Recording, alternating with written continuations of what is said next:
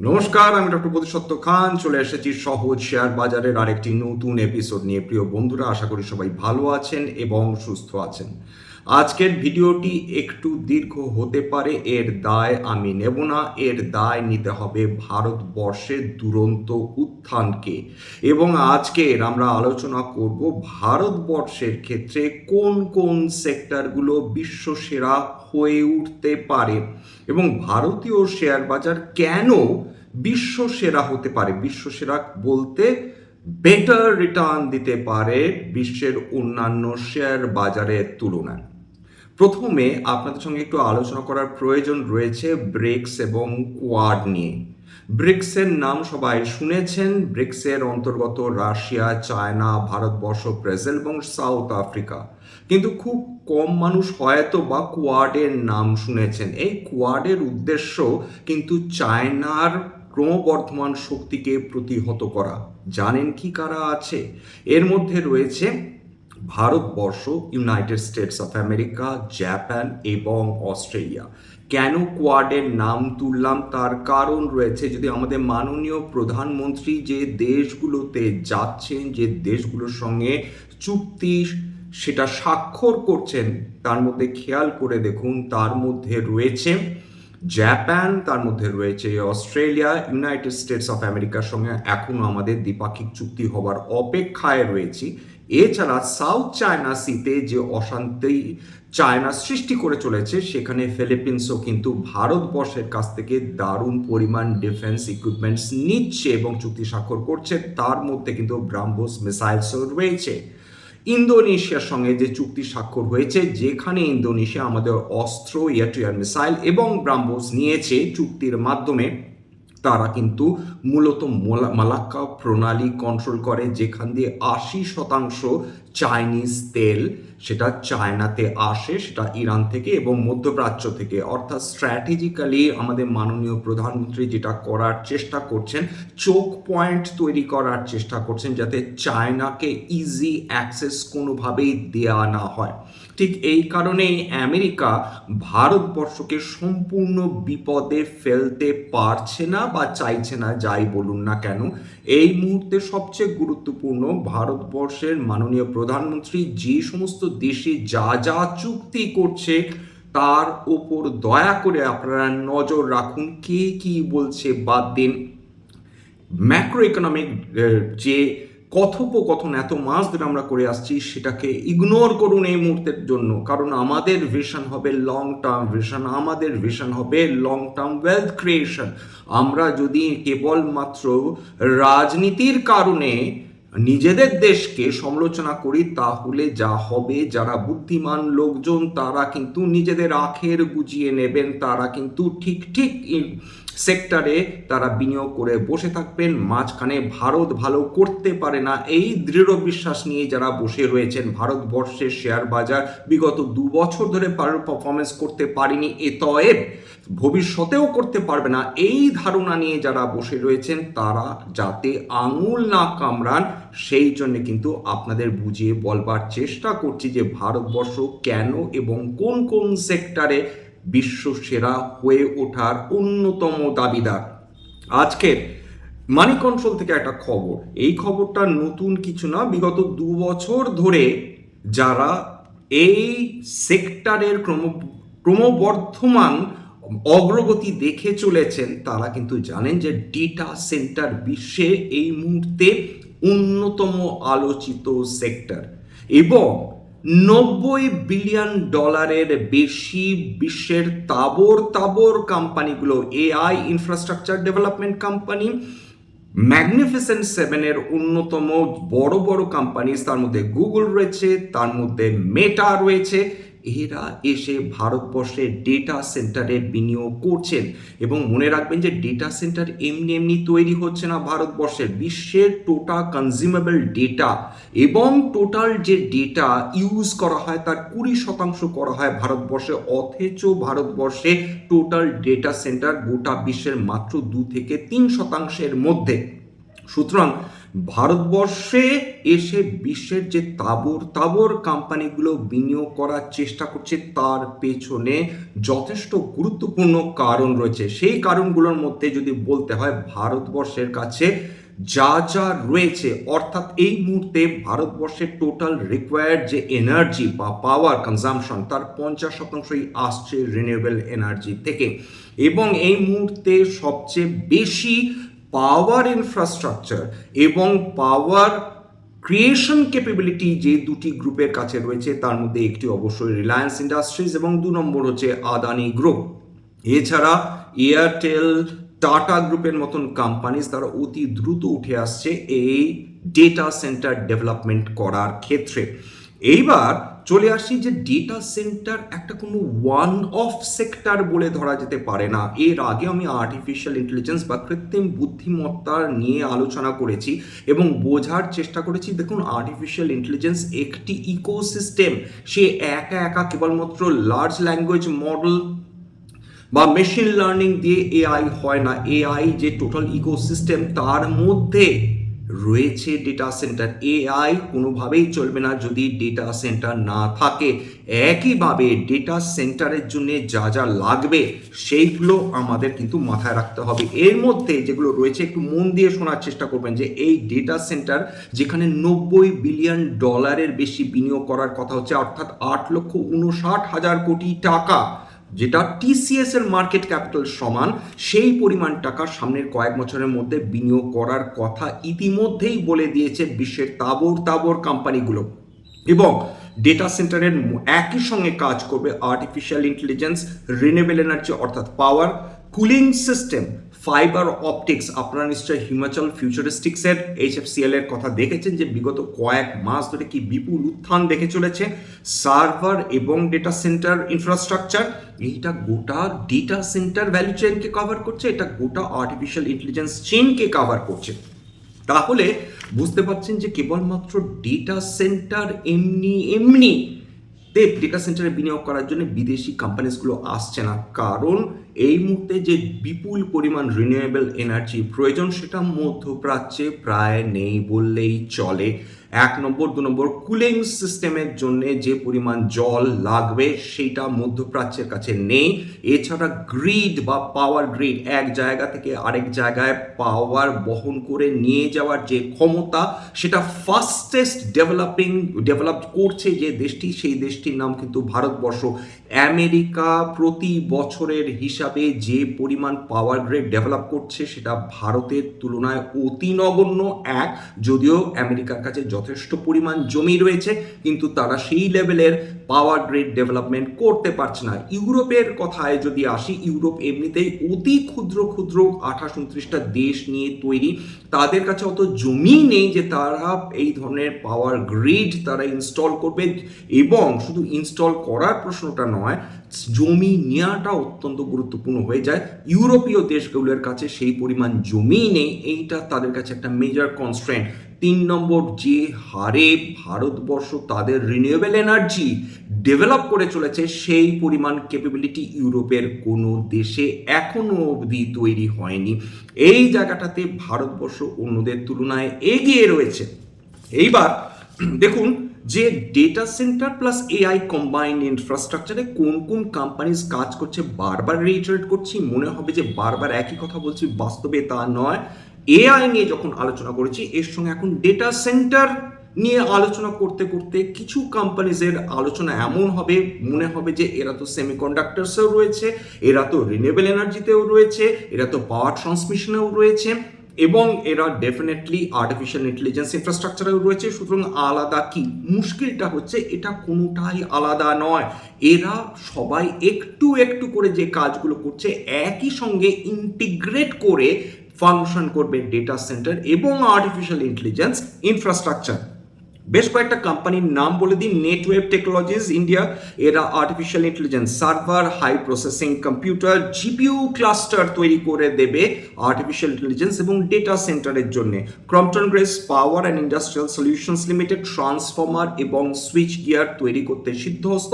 হ্যাঁ, সেমিকন্ডাক্টর নিয়ে যখন আলোচনা হয় বারবার এর নামও আসে নিঃসন্দেহে, কিন্তু যেহেতু এখন ডেটা সেন্টার নিয়ে আলোচনা করছি, এটা একটা integral part of data centre ecosystem. GE Vernova T limited data centre grid infrastructure তৈরি করে। এবিবি লিমিটেড ভারতবর্ষের অন্যতম বিদ্যুৎ বিতরণ এবং অটোমেশন সিস্টেম তৈরি করে। এবিবি ইন্ডিয়া আমেরিকার, এদের এবিবি আমেরিকার parent company. Siemens limited electrical infrastructure তৈরি করে দিচ্ছে। Hitachi energy India limited grid equipments তৈরি করে দিচ্ছে। এবং খেয়াল করে দেখেছেন কি এই সমস্ত কোম্পানি বিগত কয়েক বছরে কি র্যাপিড হারে তাদের স্টক প্রাইসে উত্থান হয়েছে। এছাড়া Cummins India limited backup power DG sets তৈরি করে থাকে। Sterlite technologies limited optical fibre এবং নেটওয়ার্ক তৈরিতে সিদ্ধহস্ত। হিউম্যাচাল ফিউচারিস্টিক্স, এরা ফাইবার কানেক্টিভিটিতে সিদ্ধহস্ত। Polycab India power cables, KEI industries limited premium cables, Apar industries conductor speciality chemicals তৈরিতে বিশ্বের 1 নম্বর কোম্পানি, এটা বললে অত্যুক্তি হয় না। সুতরাং একদিকে ডেটা সেন্টার বুম, এর মধ্যে কোন কোন মেজর কোম্পানিজ ইনভেস্ট করছে এবং কত ডলার তারা বিনিয়োগ করার কথা ঘোষণা করেছে। রিলায়েন্স জিও $110 বিলিয়ন তারা এই সেক্টরে ইনভেস্ট করার কথা ঘোষণা করেছে। সভরেন এআই ইনফ্রাস্ট্রাকচার তৈরি করে দেবে 7 বছরের মধ্যে। Adani connects 5 gigawatt AI ready data centre capacity 2035-এর মধ্যে করে দেবে। ব্ল্যাকস্টোনের নাম শোনেননি, এরকম পৃথিবীতে কেউ নেই। এরা $30 বিলিয়ন ইনভেস্ট করবেন 5 gigawatt plus data centre capacity তৈরি করার জন্য। এছাড়া প্রিন্সটন ডিজিটাল গ্রুপ রয়েছে, টিসিএস হাইপার বোল্ট, তারা $2 বিলিয়ন ইনভেস্ট করবেন। অর্থাৎ ভারতবর্ষ এখন ডেটা সেন্টার বুমের দিকে ক্রমাগত এগিয়ে চলেছে, এটা আমরা নিশ্চিন্তভাবে বলতে পারি। এইবার চলে আসি হচ্ছে যদি আমাদের বিভিন্ন সেক্টরস যারা সামনে 10 থেকে 15 বছরের এই অ্যাডভান্টেজটা নিতে পাবে, কোন কোন অ্যাডভান্টেজ, অর্থাৎ ভারতবর্ষের কাছে একটা ক্লিয়ার রোড ম্যাপ রয়েছে। 1 বছরের গল্পতে ভারতবর্ষ এই মুহূর্তে একেবারেই বিশ্বাসী না। ভারতবর্ষ সামনের 10 বছর, 20 বছর, 30 বছর, 50 বছরের জন্য রোড ম্যাপ তৈরি করে রাখছে। এবং থ্যাঙ্কস টু আমাদের অনারেবল প্রাইম মিনিস্টার, তিনি যা করছেন, ইনি এমনি এমনি বিদেশ ভ্রমণ করে বেরোচ্ছেন না, ওনার পেছনে দেয়ার ইজ আ মেথড এবং there is clarity, there is vision, exactly কি করার চেষ্টা করছেন। এবং ভারতবর্ষ কেন বিশ্বের অন্যতম সেরা হতে পারে, তার মধ্যে অবশ্যই আমাদের মাথায় রাখতে হবে আমাদের গড় বয়স, আমাদের জনসংখ্যা, তরুণ জনসংখ্যা, যেখানে আজ থেকে মোটামুটি প্রায় 1.5 যুগের মধ্যে চায়নার অধিকাংশ মানুষ তারা 60 ক্রস করে যাবেন। সেখানে ভারতবর্ষের তারুণ্য তখন নতুন কাজের জন্য উদ্গ্রীব হয়ে থাকবে। 1 নম্বর। 2 নম্বর, আমরা ভারতবাসীরা আমরা যতখানি না এক্সটার্নাল কনজামশন করি তার থেকে অনেক বেশি করে থাকি হচ্ছে ইন্টারনাল কনজামশন। সুতরাং ভারতবর্ষে যেভাবে তরুণ প্রতিভা রয়েছে, যেভাবে তারুণ্য রয়েছে, যত দিন যাবে, যত তাদের স্কিল ডেভেলপ করবে, তত তাদের কাজ করার স্পৃহা বাড়বে, তাদের কনজামশন ডিমান্ড বাড়বে। এই 2 নম্বর ভারতবর্ষকে এগিয়ে নিয়ে যাবে। 3 নম্বর, ডিজিটাল বিপ্লব। পৃথিবীর ইউপিআই সিস্টেমের মতন এরকম আর কোনো একটি সিস্টেম নেই যেটা ভারতবর্ষের সঙ্গে পাল্লা দিতে পারে। ইন্ডিয়া স্ট্যাক, জিএসটি, ডিজিটালাইজেশনের ফলে নতুন ব্যবসা, এই সমস্ত কিছু ভারতবর্ষকে একটি নতুন এজ দিচ্ছে বলা যেতে পারে। এছাড়া ইন্ডিয়ান ইনফ্রাস্ট্রাকচার ডেভেলপমেন্ট, ক্যাপেক্স, সরকারি ক্যাপেক্স এবং প্রাইভেট ক্যাপেক্স, অর্থাৎ সরকার বিপুল পরিমাণ অর্থ খরচ করতে রাজি, অর্থাৎ ক্যাপিটাল এক্সপেন্ডিচার।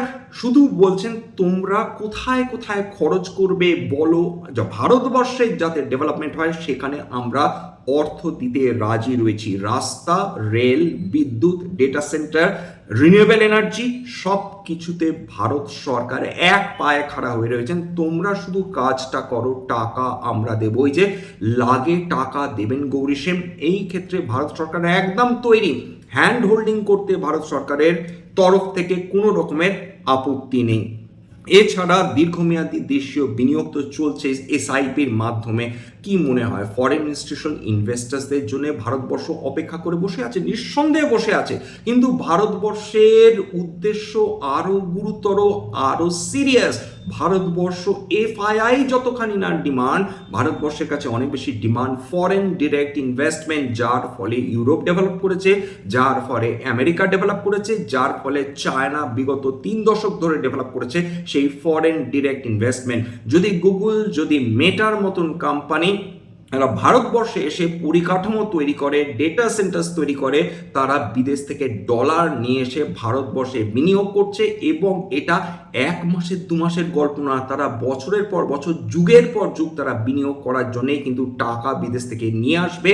সেই টাকা আরোল হবে, সেই টাকা ভারতবর্ষের গ্রোথে, ইকোনমিক গ্রোথে দারুণভাবে সাহায্য করবে। মনে রাখবেন যে বিশ্বের অধিকাংশ ডেভেলপ দেশ, তাদের জন্যে কিন্তু যেটা সবচেয়ে বেশি সাহায্য করেছে সেটা নিশ্চয় ফরেন ডিরেক্ট ইনভেস্টমেন্ট। সেক্ষেত্রে চায়না যেটা দেখিয়েছে সেটা কিন্তু, চায়না কিন্তু বেসিক্যালি একটি কমিউনিস্ট দেশ নয়। চায়না যেটা ফলো করে সেটার নাম হচ্ছে প্র্যাগম্যাটিক কমিউনিজম, অর্থাৎ কমিউনিজমের সঙ্গে ক্যাপিটালিজমের একটি দুরন্ত মিশেল চায়না গোটা বিশ্বকে খাইয়েছে। তার ফলে কিন্তু চায়না আজকে কারেন্ট অ্যাকাউন্টসের প্লাস দেশ। এইবার চলে আসি ভারতবর্ষের ক্ষেত্রে, যে সেক্টরসগুলো বিশ্বের অন্যান্য সেক্টরকে লিটারালি কম্পিটিশন দিতে পারে, তাদের বিরুদ্ধে জিততে পারে, সেই 10টি অতি গুরুত্বপূর্ণ সেক্টর। প্রথম কথা বলে দিই, যে স্টকসগুলো নিয়ে আলোচনা করলাম, যে সেক্টরসগুলো নিয়ে আলোচনা করলাম, এটা কিন্তু কেবলমাত্র ফর ইলাস্ট্রেশন পারপাস, উদাহরণ হিসাবে। এইগুলো কিন্তু কোনোভাবেই রিকমেন্ডেশন, সাজেশন, এমনকি ইনফ্লুয়েন্স করার প্রচেষ্টা নয়। সবসময় আপনাদের সেবি রেজিস্টার্ড ইনভেস্টমেন্ট অ্যাডভাইসারের পরামর্শ নেওয়ার চেষ্টা করবেন, বা নিজের রিসার্চ করবেন। এবং স্ট্যান্ডার্ড ডিসক্লোজার যে কোম্পানিজগুলো নিয়ে আলোচনা করলাম, হতে পারে তার মধ্যে বেশ কয়েকটা কোম্পানিতে আমার বা আমার পরিবারের ভেস্টেড ইন্টারেস্ট থাকলেও থাকতে পারে। ভবিষ্যতে আমরা যদি নতুন করে কিনি বা বিনিয়োগ করি, আগাম বিজ্ঞপ্তি দিয়ে কিনতে বা বিক্রি করতে পারবো না। এছাড়া এবার চলে আসি হচ্ছে ভারতবর্ষের দীর্ঘমেয়াদী গ্রোথ ইনফ্রাস্ট্রাকচার বা গ্রোথ, যেগুলোতে সর্বাধিক হওয়ার সম্ভাবনা। কেউ তো ডিরেক্টলি বলতে পারে না হবেই, কিন্তু সম্ভাবনার কথা আলোচনা করছি। 1 নম্বর অলরেডি আলোচনা করে ফেলেছি, artificial intelligence data centre infrastructure. এর মধ্যে সার্ভার রয়েছে, কুলিং সিস্টেম রয়েছে, পাওয়ার, রিনিউয়েবল পাওয়ার রয়েছে, কেবলস রয়েছে, এবং অবশ্যই নেটওয়ার্কিং রয়েছে। 2 নম্বর সেমিকন্ডাক্টরস এবং electronics manufacturing, chips, EMS, component manufacturing খুব গুরুত্বপূর্ণ। 3 নম্বর পাওয়ার ইকুইপমেন্টস এবং গ্রিড, ট্রান্সফর্মার্স রয়েছে, সুইচ গিয়ার্স রয়েছে, তারপর টিএনডি রয়েছে, এবং স্মার্ট গ্রিডস রয়েছে। 4 নম্বর ডিফেন্স এবং এরোস্পেস। কেন অস্ট্রেলিয়াতে গেলেন, কেন জাপানে গেলেন, কেন ইটালিতে গেলেন? আমাদের প্রধানমন্ত্রী জানেন কি অস্ট্রেলিয়ার সঙ্গে কি চুক্তি হয়েছে? আমাদের অস্ট্রেলিয়া আমাদের ইউরেনিয়াম প্রোভাইড করবে। অস্ট্রেলিয়াতে বিপুল পরিমাণ ইউরেনিয়াম রয়েছে, ভারতবর্ষে থোরিয়ামের পরিমাণ বেশি। সুতরাং ভারতবর্ষ অস্ট্রেলিয়ার কাছ থেকে সরাসরি ইউরেনিয়াম ইম্পোর্ট করতে পারবেন। অস্ট্রেলিয়ান প্রাইম মিনিস্টার খুব খুশি হয়ে এই চুক্তিতে সই করেছেন, যে আমরা অস্ট্রেলিয়ার কাছ থেকে আমরা ইউরেনিয়াম ইম্পোর্ট করতে পারবো এবং রেগুলার সাপ্লাই অফ ইউরেনিয়াম পাবো। তার ফলে আমাদের যে নিউক্লিয়ার ইনফ্রাস্ট্রাকচার রয়েছে, যেখান থেকে আমাদের ইলেকট্রিসিটি উৎপাদন হবে, সেটা আরো বেশি শক্তিশালী হলো বলা যেতে পারে। এছাড়া আপনারা জানেন যে ফিলিপিন্স এবং ইন্দোনেশিয়া, তারা অলরেডি ভারতবর্ষের কাছ থেকে মিসাইলস কেনা আরম্ভ করে দিয়েছে। গোটা বিশ্ব এখন ভারতীয় মিসাইলস এবং ড্রোনস এবং অ্যান্টি মিসাইল ক্রাফটসের দিকে তাকিয়ে রয়েছে। এরপর চলে আসি হচ্ছে রিনিউয়েবল এনার্জি এবং এনার্জি স্টোরেজ, অর্থাৎ এটা নিয়ে আর কি বা বলবো, ফাস্টেস্ট গ্রোয়িং সেক্টর বলা যেতে পারে। তার মধ্যে সৌর বিদ্যুৎ রয়েছে, এছাড়া উইন্ড এনার্জি রয়েছে, ব্যাটারি এনার্জি স্টোরেজ সিস্টেম রয়েছে, গ্রিন হাইড্রোজেন রয়েছে। 6 নম্বর ইন্ডাস্ট্রিয়াল ম্যানুফ্যাকচারিং এবং ক্যাপিটাল গুডস। চায়না থেকে ধীরে ধীরে মুখ ফিরিয়ে নিচ্ছে প্রত্যেকটা দেশ। তারা বুঝতে পেরেছে যে চায়নাতে ব্যবসা চাইনিজ সরকার কোনোভাবেই করতে দেবে না। সুতরাং তারা ধীরে ধীরে এমন কোনো অল্টারনেটিভ খুঁজছে, যেমন হচ্ছে উদাহরণ হিসেবে বলা যেতে পারে চায়না, মাফ করবেন, তাইওয়ান, ফিলিপাইন্স, এই দেশগুলো, কোরিয়া, এই দেশগুলোর প্রতি তারা দৃষ্টি ফেরাচ্ছেন। এবং ভারতবর্ষ তো ডেফিনেটলি এই চায়না +1 যে স্ট্র্যাটেজি, তারই অন্তর্গত কিন্তু ইন্ডাস্ট্রিয়াল ম্যানুফ্যাকচারিং এবং ক্যাপিটাল গুডস, যেটা মাননীয় প্রধানমন্ত্রী বারবার বলছেন মেক ইন ইন্ডিয়া প্রজেক্ট। এছাড়া রেলওয়ে, লজিস্টিক ইনফ্রাস্ট্রাকচার, যে কোনো ডেভেলপ দেশ, যে কোনো সুপার পাওয়ার, তাদের বিশ্বের 1 নম্বর পরিকাঠামো থাকে, বিশ্বের 1 নম্বর রোড এবং লজিস্টিক্স থাকে সেইটা, এবং বিশ্বের 1 নম্বর রেলওয়ে থাকে। সেটাই ভারতবর্ষ এখন আমূল নিজের কল্যাণে বদলে ফেলার চেষ্টা করছে, যেটা চায়না করেছিল 1980 মানে 80-র দশক থেকে। এছাড়া ফিনটেক এবং ফিনান্সিয়াল সার্ভিসেস, যত দিন যাবে এই সেক্টরটা শক্তিশালী হয়ে উঠছে, রীতিমতন ব্যাংকগুলোকে টেক্কা দিচ্ছে বলা যেতে পারে। বিশেষ করে ফিনান্সিয়াল টেকনোলজি যে স্টকসগুলো রয়েছে, এর মধ্যে ক্রেডিট, ডিজিটাল পেমেন্ট রয়েছে, এছাড়া অ্যাসেট ম্যানেজমেন্ট রয়েছে, এবং 10 নম্বর, যেটা ছাড়া এই আলোচনা অসম্পূর্ণ, ওয়াটার এবং এনভায়রনমেন্টাল সলিউশনস। যত দিন যাচ্ছে পৃথিবীর জল শুকিয়ে যাচ্ছে, মানুষ আর কয়েক বছর পর জলের জন্য হাহাকার করবে, বিশেষ করে পেয় জলের জন্য। যারা ব্যাঙ্গালোরের ঘটনা জানেন, যারা চেন্নাইয়ের ঘটনা জানেন, তারা জানেন যে কি বিপুল জলকাষ্ট উপস্থিত হয়, বিশেষ করে গ্রীষ্মের সময় জল পাওয়া যায় না, পেয় জল। এরকম একটা অবস্থা থেকে যাতে মুক্তি পাওয়া যেতে পারে, তার জন্য ওয়াটারের উপর, water preservation, water conservation, water engineering এর উপর বিশেষ ফোকাস দেওয়া হচ্ছে জল জীবন মিশন, এবং তার মধ্যে বিশুদ্ধ জল, বর্জ্য জল শোধন করা এবং শিল্প জলের ব্যবস্থাপনার বিশেষ যত্ন নেওয়া হচ্ছে। এই সেক্টরটির অন্তর্গত যেসব কোম্পানিজ রয়েছে তারা নিচ্ছে এটাতে। এবং বুঝতেই পাচ্ছেন যে ভারতবর্ষ এই মুহূর্তে একটা থ্রেশহোল্ডের সামনে দাঁড়িয়ে আছে, চৌকাটটা পেরোবার অপেক্ষায় দাঁড়িয়ে আছে। 2 বছর অপেক্ষা করেছেন, নিঃসন্দেহে আরেকটু অপেক্ষা আমাদের করতে হবে হয়তো, কিন্তু ভারতবর্ষ এই মুহূর্তে বলা যেতে পারে সামনের 10-15 বছর একটা স্বর্ণ যুগের সামনে আমরা দাঁড়িয়ে রয়েছি। এই মুহূর্তে ভারতবর্ষ নিজেকে যেভাবে প্লেস করে রয়েছে। জায়গা আজকে এখানে শেষ করলাম। সবাই ভালো থাকবেন, সুস্থ থাকবেন। যদি মনে হয় কোনো বিশেষ সেক্টর নিয়ে আলোচনা করতে হবে, কোনো বিশেষ কোম্পানি নিয়ে আলোচনা করতে হবে, প্লিজ এই কমেন্ট বক্সে নিজেদের সুচিন্তিত মন্তব্য রাখবেন। আমি আমার মতন চেষ্টা করব যাতে আপনাদের প্রশ্নগুলোর জবাব দিতে পারি, বা আপনাদের প্রশ্নের উপর ভিত্তি করে বিশেষ ভিডিও বানাতে পারি। আজকের জন্য নমস্কার এবং শুভ সন্ধ্যা।